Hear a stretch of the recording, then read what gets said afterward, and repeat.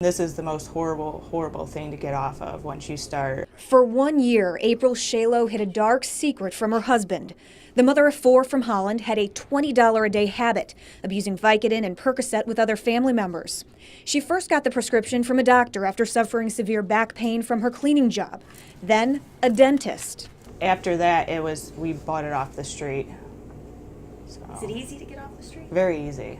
I mean, it seems like everybody we know is either taking it or selling it. Shalo eventually lost so much weight, it was painful to take a bath. And it gets to the point where if you don't have that drug, you can't function. You can't even make a phone call or get your kids dressed because you need that to feel normal. How do you know when April was lying? Well, she was talking. April's husband Kyle told his wife he wanted a divorce. I can't stay, I can't put the kids through it no more. And that's what inspired April to write Kyle a letter, confessing her addiction. And then it's like a big deep breath. Okay, I can deal with this. This epidemic has become so out of control in the state of Ohio that the Kasich administration has made combating the deadly problem one of its highest priorities. We've shut down pill mills, bad doctors have been disciplined.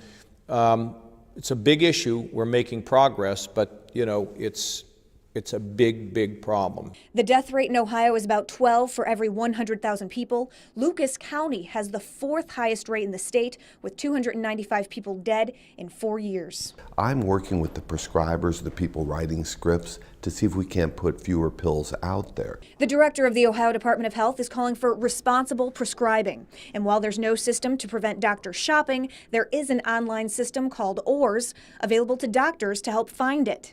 So I can actually check to see if the patient's already getting prescriptions for controlled substances from other docs, when they got them, where they're getting them filled, and we can even tell if they're paying cash for them or if it's being paid by their insurance company. Dr. Winslow says the lack of availability of these designer drugs could drive addicts back to heroin, but leaders need to start somewhere. He's also calling for parents to lock their medicine cabinets.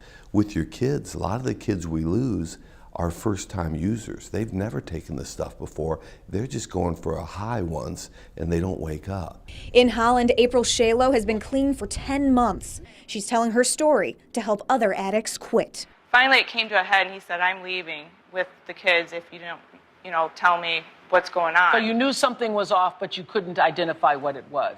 Back in September, the Shalos were featured in an episode of Oprah's Life Class on the OWN network. Several days later, the entire family also volunteered at the Springfield Township Fire Station on Prescription Drug Take-Back Day. The national event is organized annually by the U.S. Drug Enforcement Agency to get unused or expired drugs out of family medicine cabinets and off the streets. From Long Beach, California.